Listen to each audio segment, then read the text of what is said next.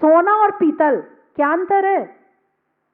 यदि पीतल को अच्छी तरह से चमका दिया जाए तो बिल्कुल सोने जैसे लगता है, बिल्कुल कहीं कोई कम नहीं लगता है। दोनों को रख दो, कोई पहचान नहीं पाएगा। लेकिन कब पता चलेगा कि कौन पीतल है कौन सोना है?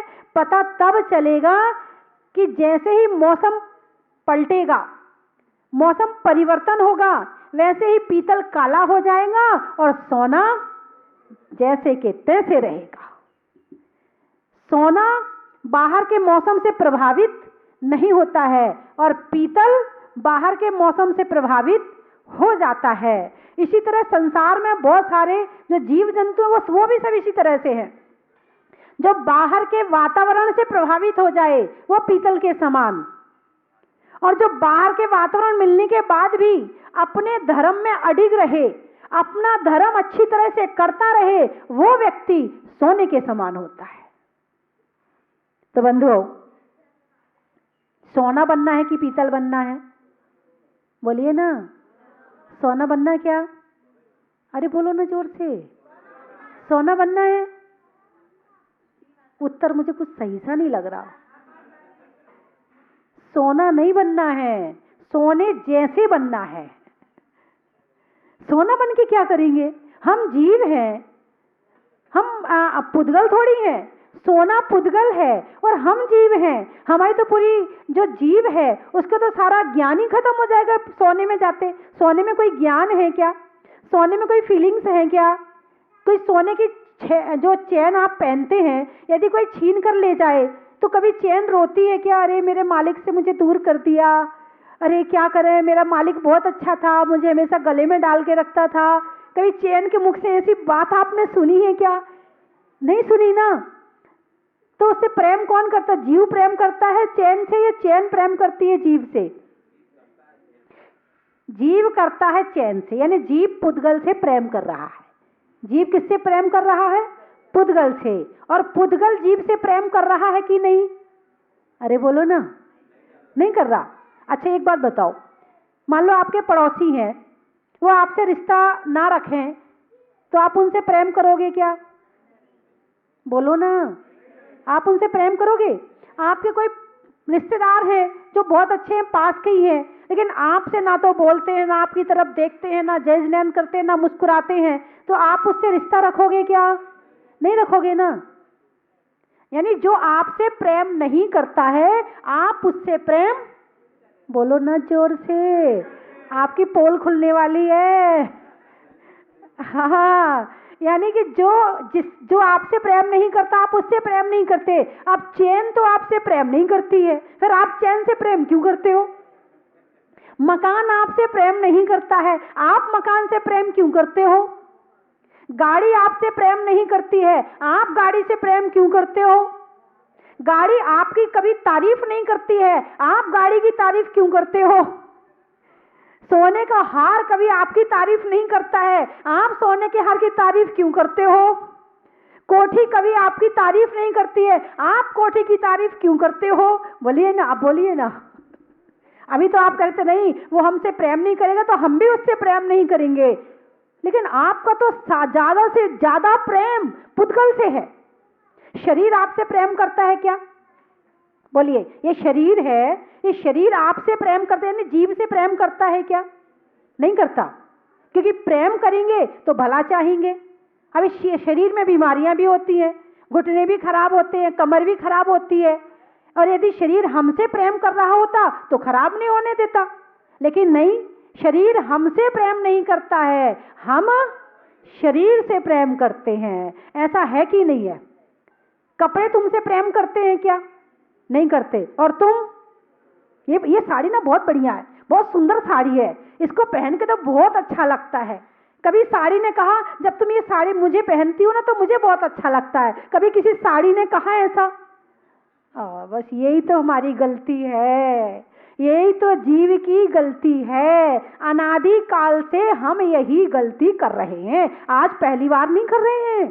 कोई ये सोचे कि ये गलती जीवन में हमने पहली बार मनुष्य पर्याय पाने के बाद करी, नहीं, ये गलती हम अनंत काल से कर रहे हैं और इसी गलती के कारण हम संसार में भटक रहे हैं।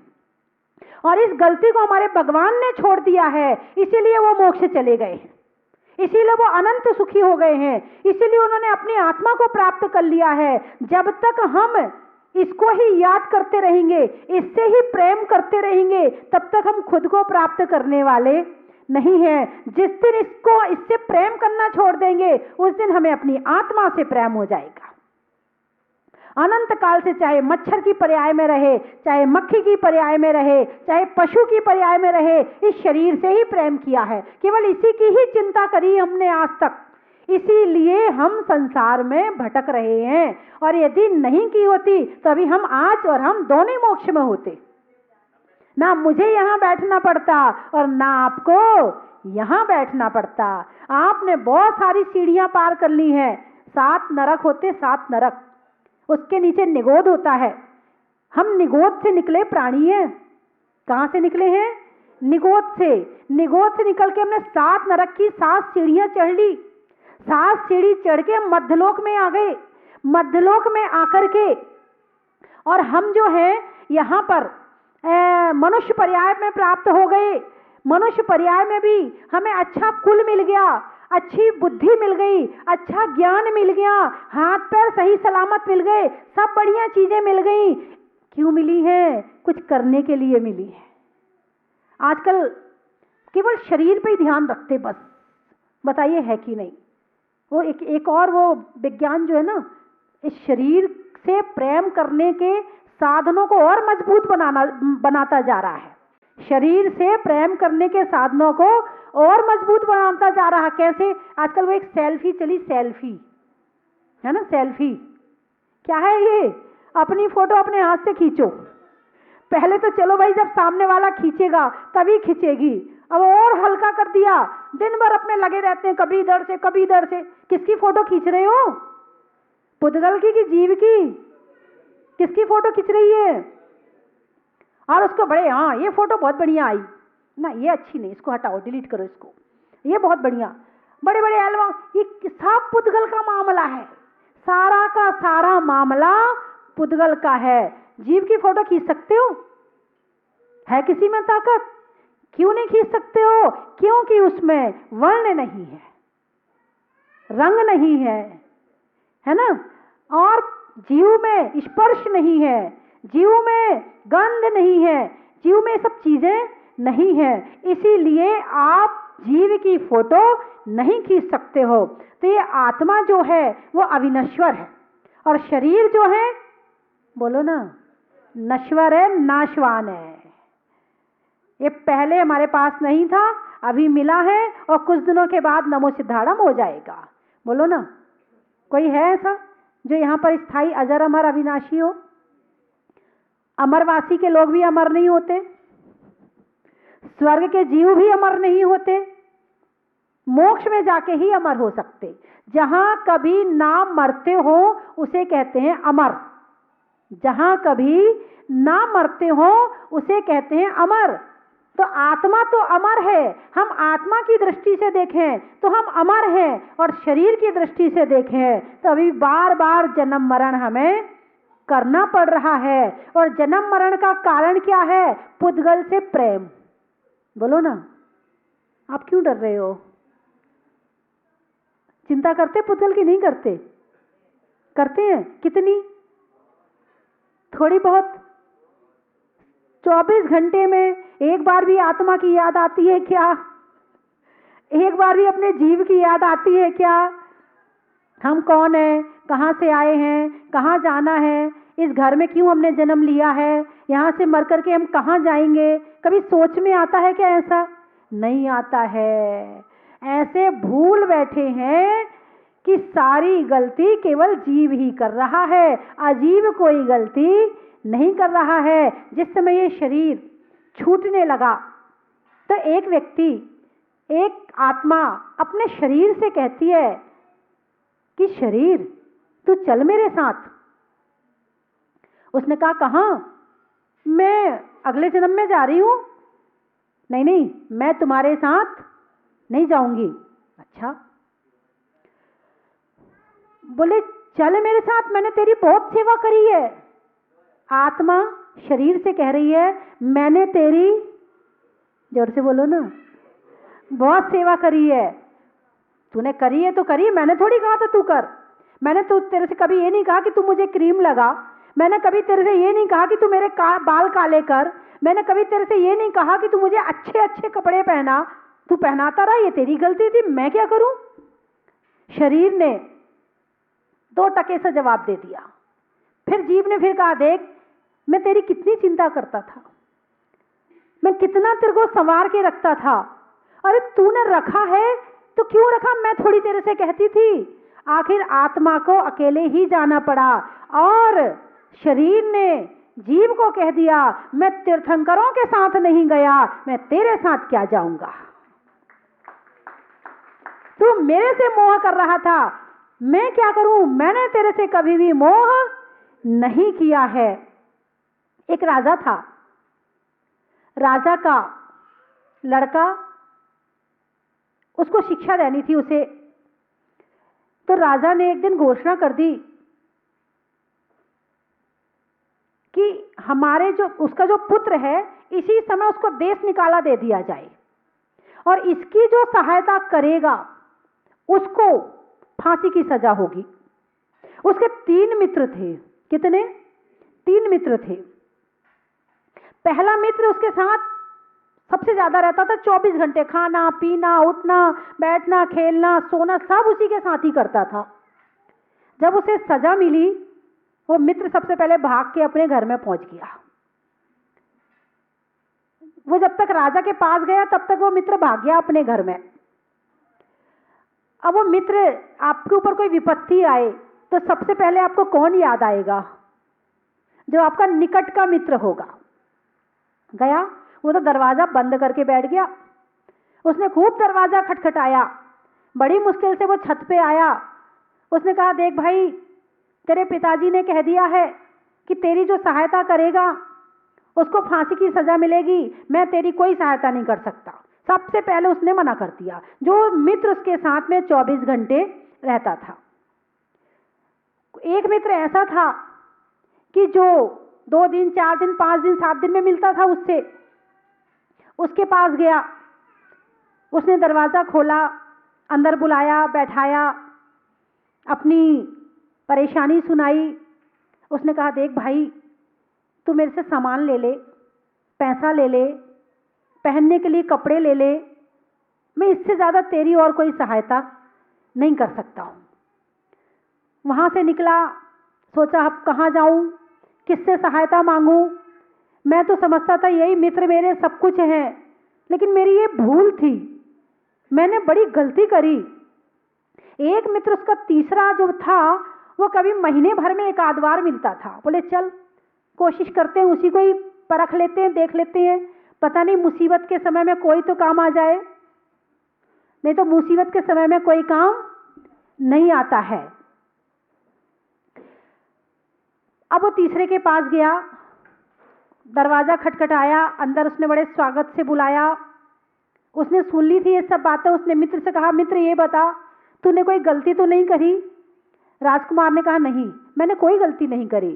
फिर तुम्हारे पिताजी ने और हमारे राज्य के राजा ने तुम्हें सजा क्यों दी है? भाई मुझे नहीं मालूम क्यों दी है। तो मैं तुम्हारे पिताजी के पास जाऊंगा, राजा के पास जाऊंगा, पूछूंगा कि तुम्हें सजा क्यों दी है। राजकुमार ने कहा, भैया राजा ने यह भी कहा है कि जो मेरी सहायता करेगा उसे फांसी की सजा दी जाएगी। वो मित्र बोला, मैं फांसी पे चढ़ जाऊंगा मगर तुम्हारे साथ अन्याय नहीं होने दूंगा। वो गया उसको लेकर, राजा से जवाब सवाल करने लगा। राजा ने शुरू में तो आंखें दिखाई, डांटा, फटकारा, लेकिन बाद में फिर थोड़ा शांत हो गया और राजकुमार की तरफ मुस्कुराकर देखा। बोले, बेटे मैं तुझे ये सिखाना चाहता था कि तेरा सच्चा मित्र कौन सा है और झूठा मित्र कौन सा है। तुझे राजगद्दी पे बिठाना है। जब तक तुझे सच्चे और झूठे मित्र की पहचान नहीं होगी तब तक तू राज्य अच्छी तरह से नहीं चला सकता है। इसीलिए मैंने ये तुझे सब कुछ किया था। इसी तरह हमारे भी 3 मित्र हैं। ध्यान से सुन लेना आप। हमारे भी 3 मित्र हैं। पहला मित्र हमारा है जो 24 घंटे हमारे साथ रहता है, हमारा शरीर।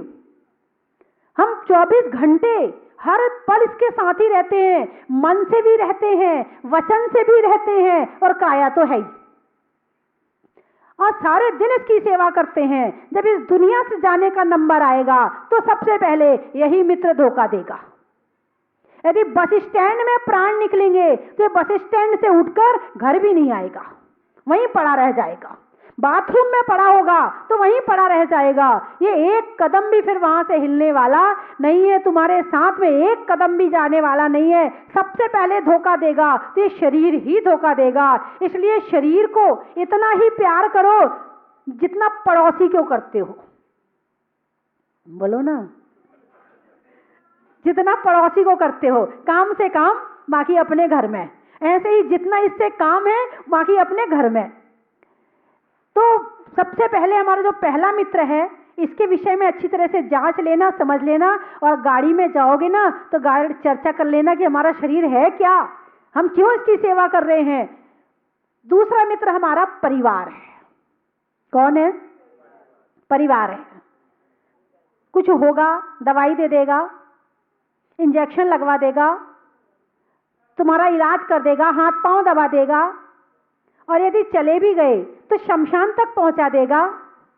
घर में एक फोटो टांग लेगा, उस पर माला डाल देगा, थोड़े से आंसू बहा लेगा, और उसके बाद अगली पीढ़ी आएगी, अरे किस बुड्ढे की फोटो टंगी, हटाओ यहां से। अच्छा ये बताओ, तुम्हारे घर में कितनी पीढ़ियों की फोटो टंगी है? सारी जिंदगी गृहस्थी में घर के लिए लगा देते, पूरी जिंदगी लगा देते। कितनी पीढ़ियों की फोटो तुम्हारे घर में, बताइए मुझे। नहीं है? जब उनकी फोटो नहीं है तो क्या तुम्हारी मिलेगी क्या?